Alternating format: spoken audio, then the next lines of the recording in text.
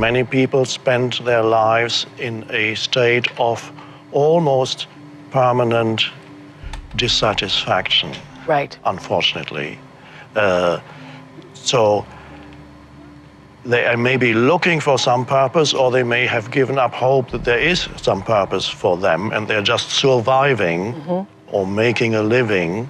Or caught up in the doing. Caught up in the doing, in the stress of it. Right. And so usually when we talk about purpose, when people talk about purpose, they think of purpose in terms of future. Where am I going? What am I supposed to do?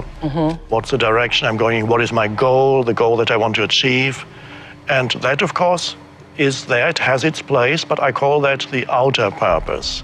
More fundamental than the outer purpose is what most people usually overlook, and that is the realization that what matters most is finding your inner purpose. So, inner purpose is aligning your life fully with the present moment, so that you are no longer out of alignment with the present moment, which leads to the state of dissatisfaction that we talked about, that is the reality for many people. So you have to go, first of all, beyond the state of dissatisfaction that is so many people's reality. Right. But you cannot go beyond the state of dissatisfaction through some future goal that says, one day I would like to be in a state of fulfillment or satisfaction. No, you have to enter the state of fulfillment and satisfaction by becoming one internally with the present moment. And your purpose then, your inner purpose, is that alignment with where you are right now, to be totally where you are, and whatever you are doing, even if it doesn't look like the life purpose that you want for the next 30 years, whatever you are doing now, to be total in doing it, and no matter what it is, to be true to life by being true to this moment. You need to bet on your strengths and don't give a about what you suck at. You're gonna, way too many people in this room are gonna spend the next 30, 40 years of their lives trying to check the boxes of the things that they're not as good at, and that you're gonna waste a load of time and lose. I highly recommend auditing yourself, or if you have no empathy or EQ or self-awareness, then find somebody in your family or friendship that does, and let them tell you who you are. And once you believe that, either for yourself or someone else told you, go directly, all chips, all into that, because that is the only possible way, in my opinion, watching from the outside, that is, let me rephrase, that is a very highly likely way of over-indexing, because the truth is, if you want to be an anomaly, you've got to act like one. You know, like, and so that's it. That's what I got. So thanks for having me. As I started studying people that did more, not people that didn't do more, not people that said do less, not people that said, hey, don't be satisfied or be satisfied, not people that said, hey, be grateful for what you have. I started studying people that said and had done more, that you can do more. That's who I listen to today. I listen to the people, my friends in my life, the people I listen to, the people I talk to, the people that I follow on Facebook or YouTube or Instagram. I don't follow everybody. I follow the people that say, you can do more, dude. I follow the people that say, I am doing more. I follow the people that are actually doing something on this planet to make a difference for the better. You have to be selective. You have to give something up, okay? You cannot listen to everybody, to every voice, to every person that's quit or given up.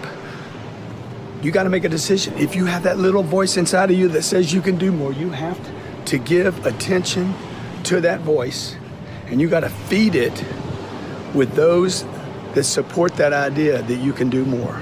I talk to so many smart, fantastic, ambitious, idealistic, hard-working kids, and they're right out of college, they're in their entry-level jobs, and I'll ask them, how's it going? And they'll say, I think I'm gonna quit. And I'm like, why? They say to me, I'm not making an impact. I'm like, you know you've been here 8 months, right? They treat the sense of fulfillment or even love like it's a scavenger hunt, like it's something you look for. My millennial friends, they've gone through so many jobs. They're either getting fired, I mean, it was mutual,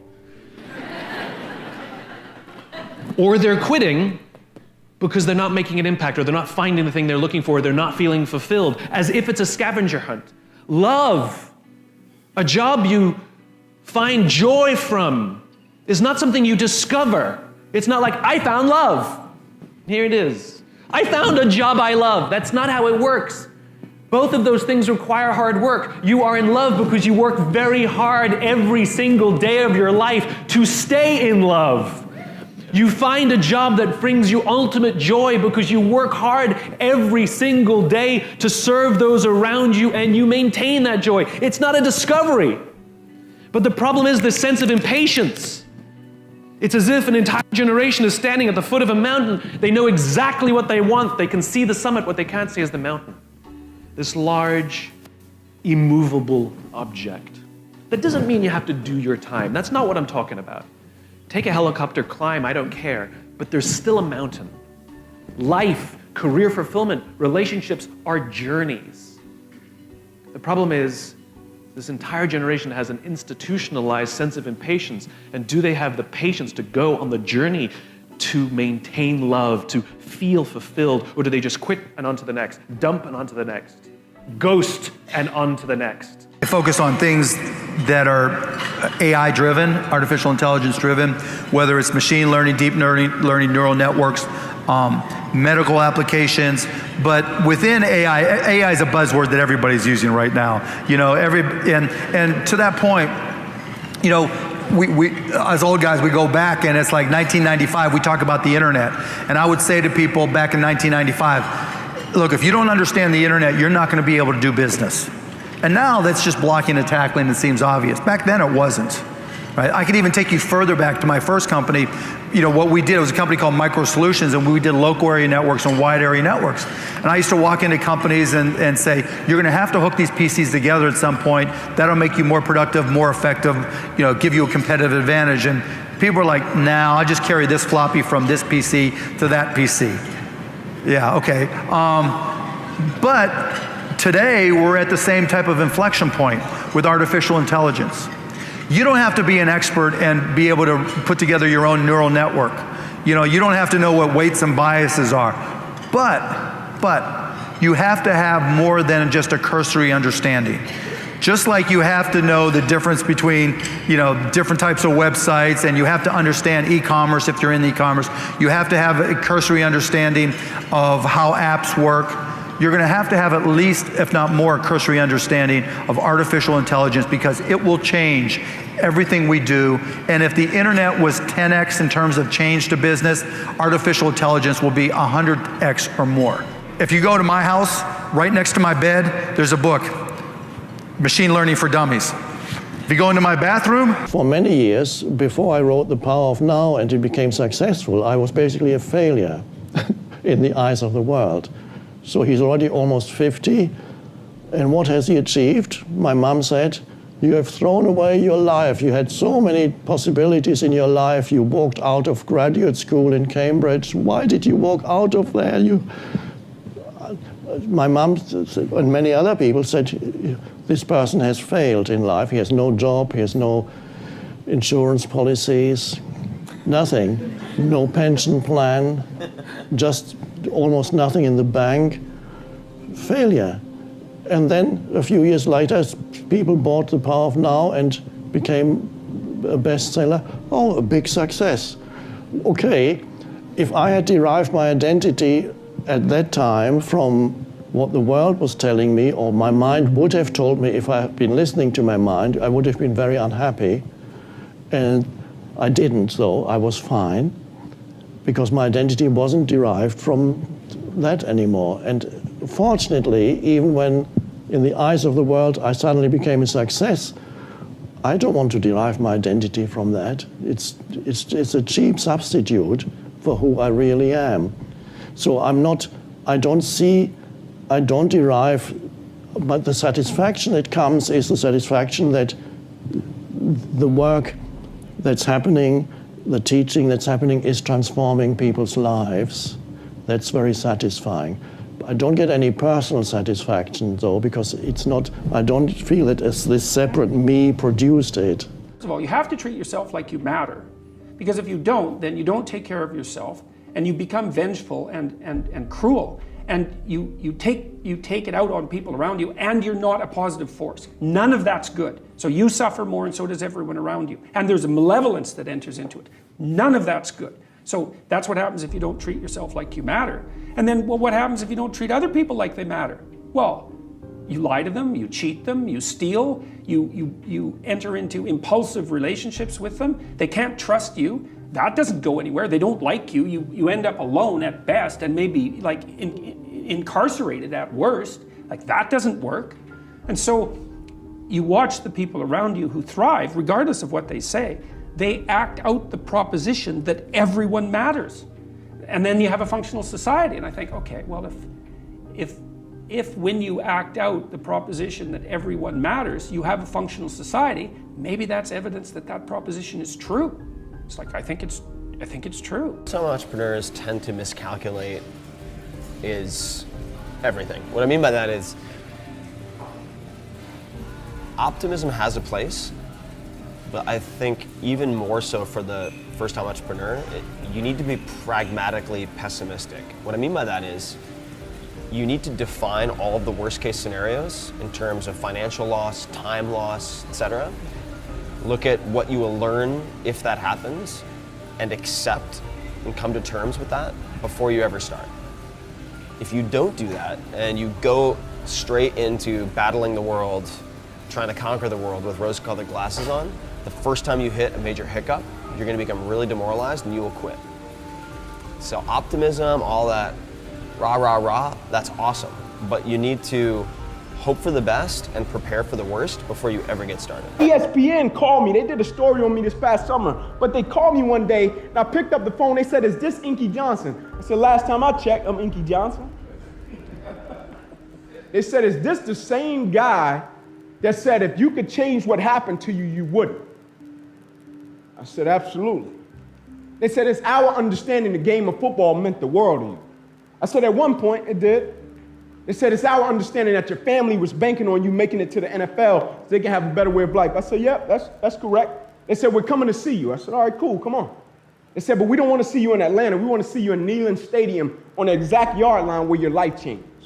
The same time of day. The only thing that won't be present is Air Force's team." I said, "All right, cool." And so they take me to Neyland Stadium, they put me on the exact yard line where my life changed. They said, "Now tell your younger self why you wouldn't stop your injury if you could.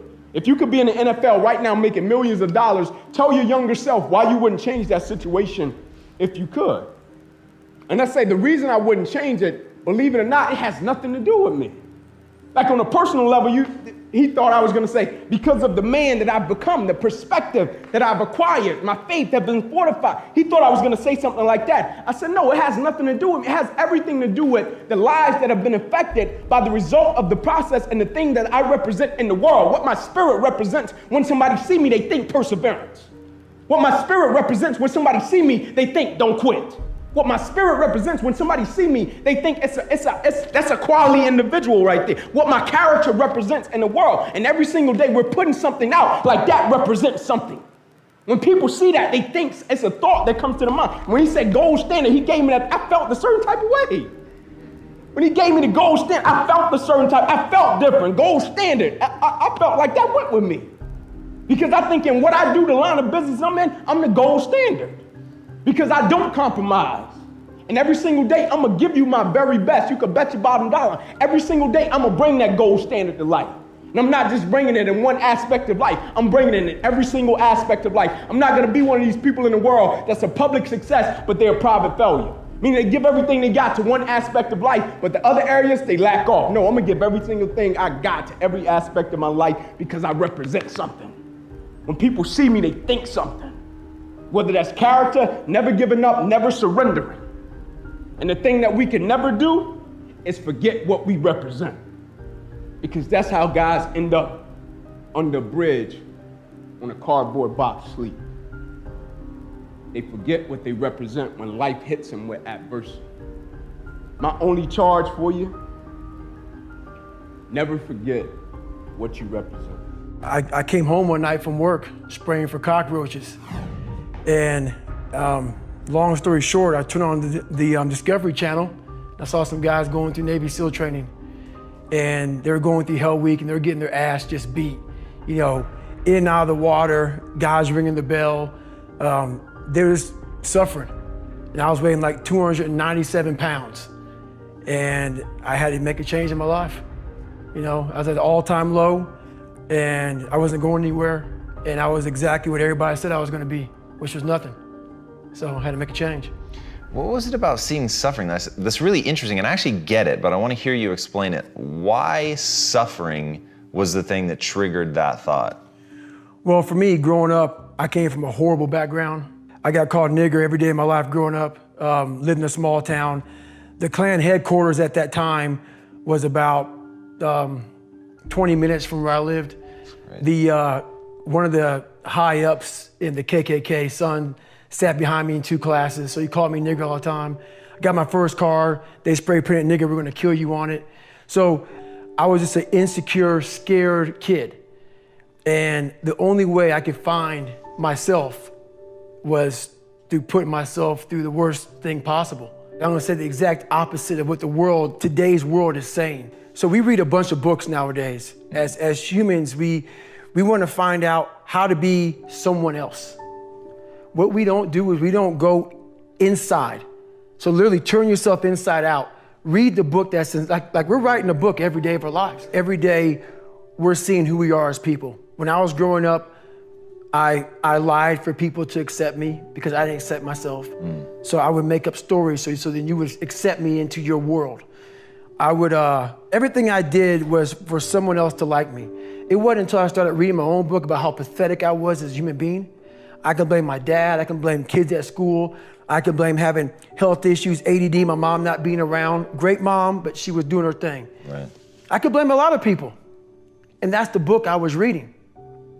And I put it off on everybody else. It wasn't until I said, you know what, for me to fix this, I gotta read what the f is wrong with David Goggins. Not blame anybody.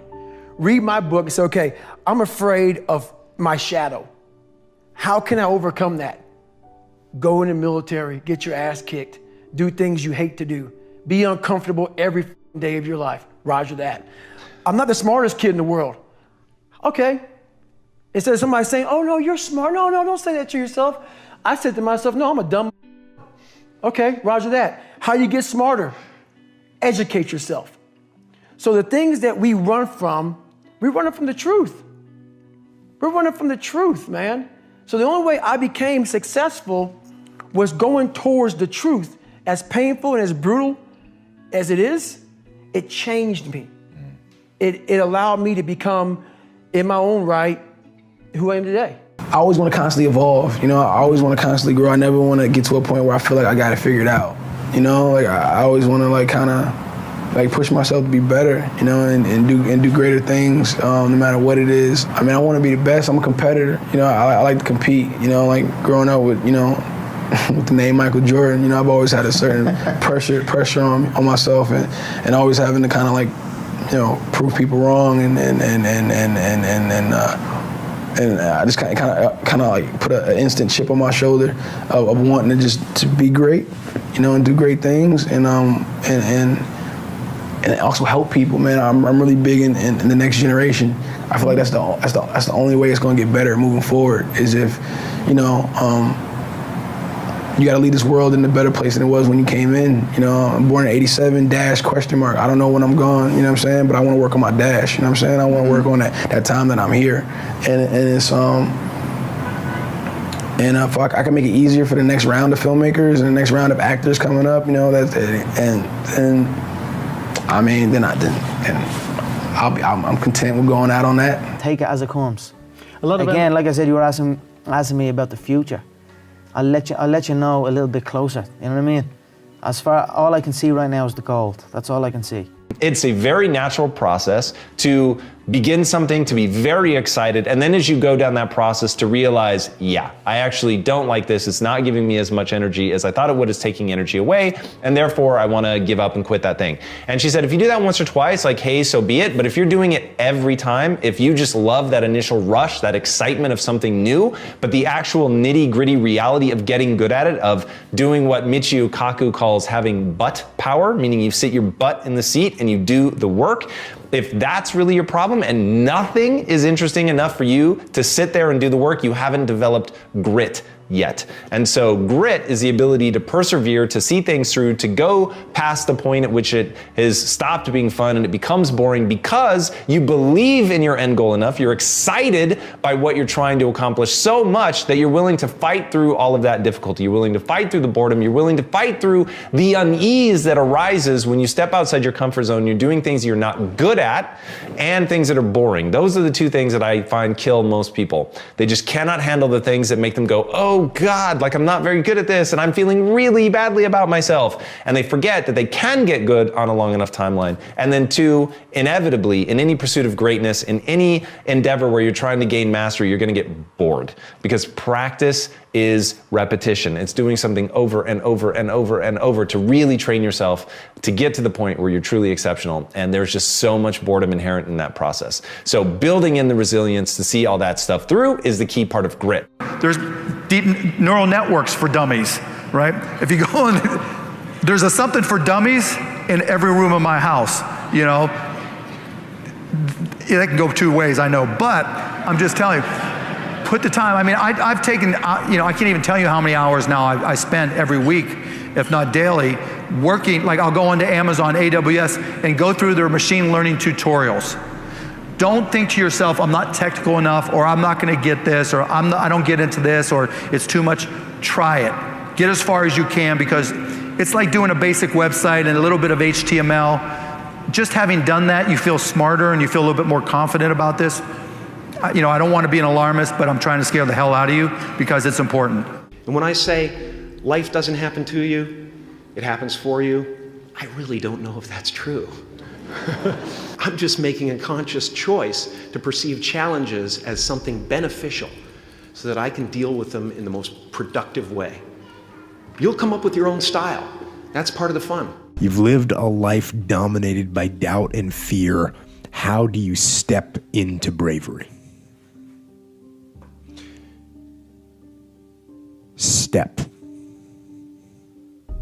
That's how you step into bravery. Step. Take the step. Step aggressively towards your fear. And that step towards your fear is the step into bravery. Because we're scared of what we don't know. And there is only one way to learn and to know, and that is to confront that fear. You have to step, you have to go. And this simple action, this simple attitude, it answers so many questions. So many questions. How do you get to the gym every day? You step. You go. How do you change your diet? You step. You go. How do you overcome fear of failure, or fear of success, or fear of fear itself? You step. And how do you face the fear of the unknown? You step. Don't wait anymore. Don't think anymore. Don't plan anymore. Don't contemplate anymore. Don't make any more excuses or justifications. Don't rationalize anything else. No, no, and no. Instead, be aggressive. Take action now. And what is the first action that you need to take? What's the first step you need to take? The first step you need to take is just that. Step. So when we came to America, we were poor and broke, the way I looked at it, because we would always run out of money before run out of month. We decided, do we do without electricity or gas? Because some months we couldn't afford to pay both. And being broke is being without money. Being poor is being kind of scarcity-minded, poor-minded. And we just realized that money's for the rich, money's for the Americans, it's for the people who were born here, who went to college. And that's how I grew up. And later, Jim Franco taught me that, hey, you know what? You can't be scarcity minded. You have to live in abundance. You have to understand that people just want a solution to a problem and they don't care about the color of your skin, about the level of your education. They want a solution to a problem. So he taught me, he had to break all these old patterns that I had, right? What were some of the patterns? Some of the patterns were that money's for the white folk and not for the foreigners. You actually thought that? Yeah, I really, because that's how it was. Because every time we went and got more food stamps, it was all foreigners. There was no white people in line, at least not in the parts of Santa Ana that I was raised.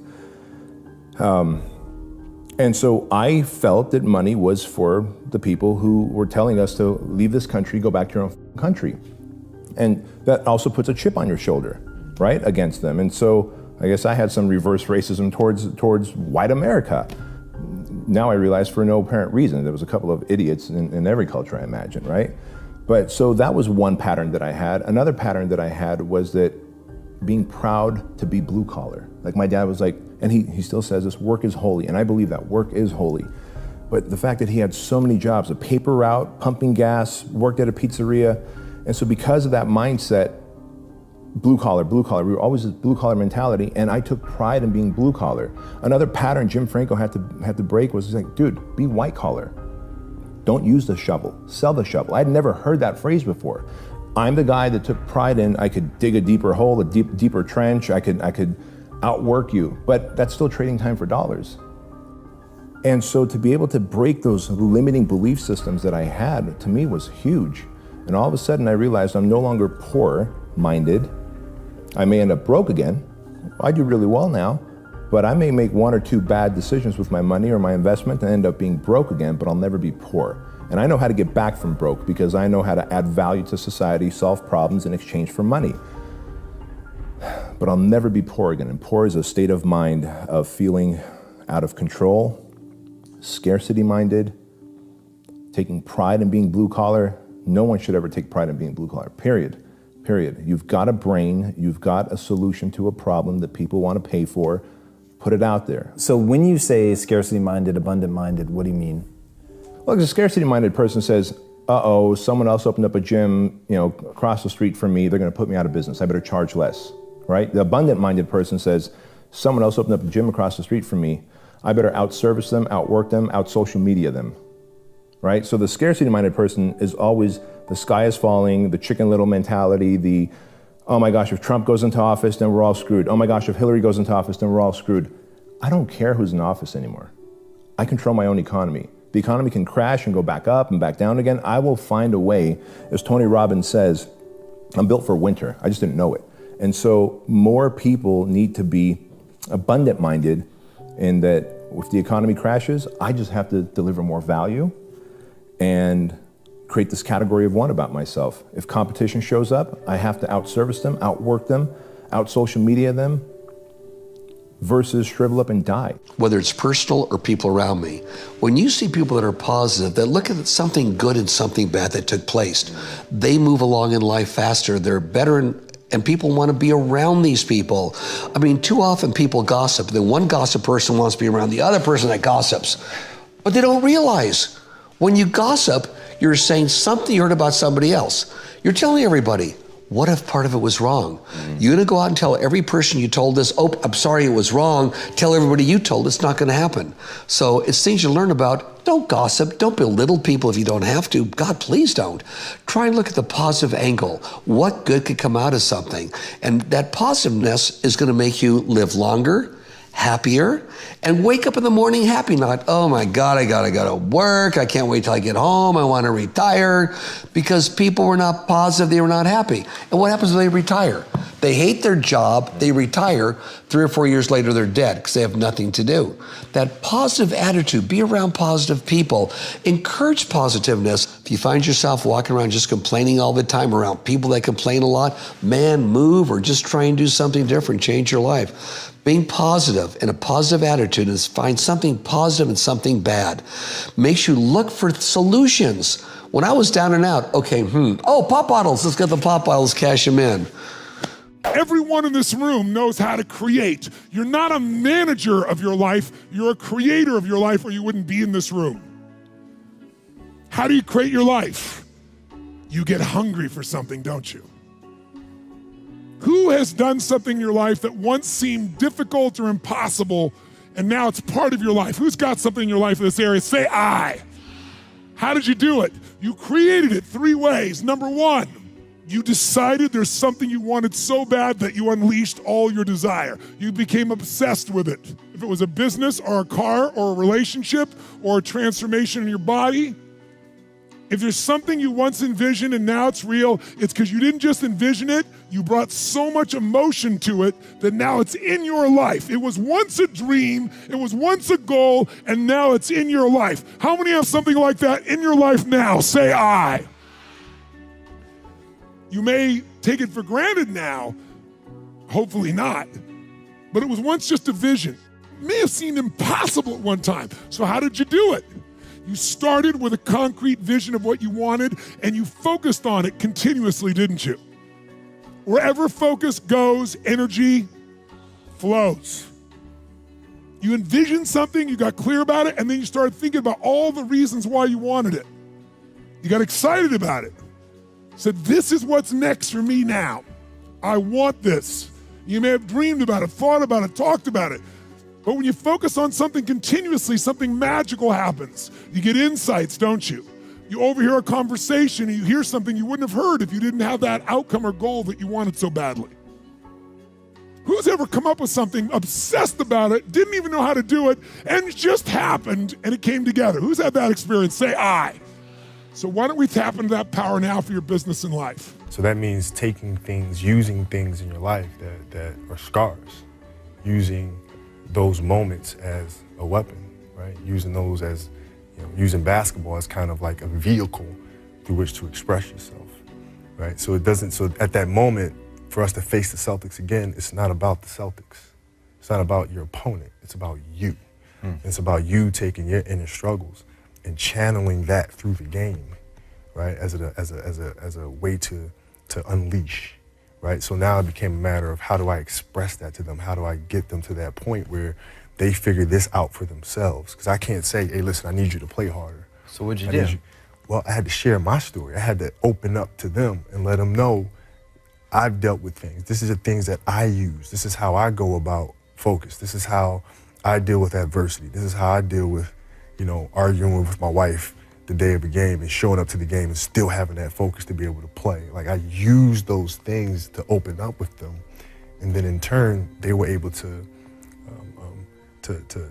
take those stories and make them their own. I've been making music now with like Tony Bennett for a couple of years, and Elton John is one of my closest friends, and his husband David.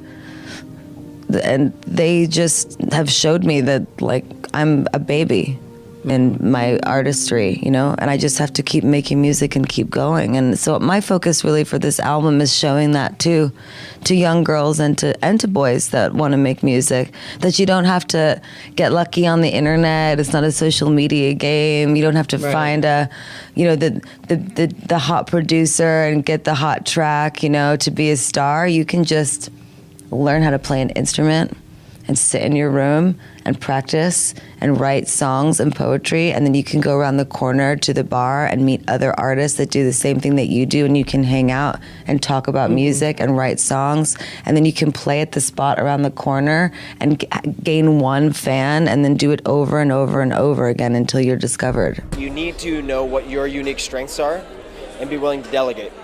So I would say that the question of whether you should take a skill, learn it yourself, delegate it to someone else, or hire a new team member are determined by having a very accurate self-assessment and assessment of your team's skills. Not only what you can do, but what you should be doing. That's very important. So if you're a startup CEO or founder and you have a team of, say, 2 to 10 people, as soon as you have funds to hire, you should not be focused on the things that you are bad at. Sounds very, very intuitive, but it's not, because you might have enough time to do those things, but the question is, do you have the attention to dedicate to those things so they're not an interruption. Especially if you're a venture-backed startup and you're competing against other companies that also have a lot of funding, the game and the race goes to the swift. So you have to have a lot of velocity. There were other things that I probably should have done, not from my perspective. I mean, from my point of view, I did the right things. Every film that I've done, I'm happy that I made that choice. I don't have any regrets whatsoever. But I mean, in terms of sustaining box office, bankability, I should have done a few other things that I didn't do, but I'm glad I didn't do them. Because it wouldn't have been you. Yeah, it would have been for the wrong reasons. I did everything that I've been lucky enough to do, I did for the right reasons. It's very easy to be seduced by doing things efficiently, trying to do a lot of things well. I don't believe that's the most important thing. The most important thing is picking the right things to do in the first place. And that's being effective versus just being efficient. So within a startup, success I don't think is measured by how many things you can do at once.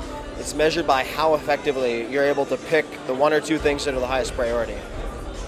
And there's always going to be a seduction to get distracted and focus on 20 things at once. And the most effective entrepreneurs I know are very good at focusing on one or two things and either eliminating the rest or delegating it to other people or outsourcing it so it's not done within the team, but it's actually to third parties. I knew I was wired to be excited about business. How or why, I don't know, but and there's certain guys that have the genetics to jump out of the gym, right? There's certain guys, that when they golf, they have the muscle memory and the discipline.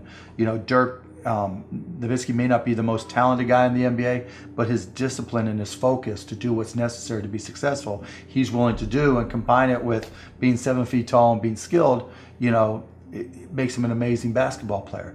So it's understanding what your skill set is, finding the right place to use those skills, and then going for it. Will that make you 250 grand? It depends if you pick the right industry. But whatever industry you pick, if you outwork everybody, if you try to be a little smarter than everybody, if you try to be a better salesperson than everybody, if you try to be better prepared than everybody, you've got your best chance. Because if you don't do it and somebody else does, I have the saying, work like someone's trying to take it all away from you. I actually work like someone's spending 24 hours, working 24 hours to take it all away from you. And that's kind of the way I look at it. And I remember asking my dad I wanted new basketball shoes because I was a basketball junkie back then. He's like, well, your shoes work. If you want a new pair of tennis shoes, you have to go out there and get a job. And I'm like, Dad, I'm 12 years old, and it just so happens he was playing poker with his buddies, and one of his buddies was like, well, I got a job for you. I've got these garbage bags that we distribute. You can sell them door to door. I'm like, okay. And it was when I was selling them and realizing that I liked to sell and that I could sell, and that I recognized that selling was about providing a service and creating value for people, that I knew that I literally back then, I knew that I could always succeed. I remember I was 16, I think, when I started a stamp company and started going to stamp shows and trade shows and just working a little bit harder than other people and trading up from one stamp to the next. I remember one time I started with a quarter and bought a stamp and left with $50, thinking, hey, if I could do this, I could do anything. And it's not that everything worked. I failed a lot, but I never ever felt like I wouldn't be able to work hard enough to succeed.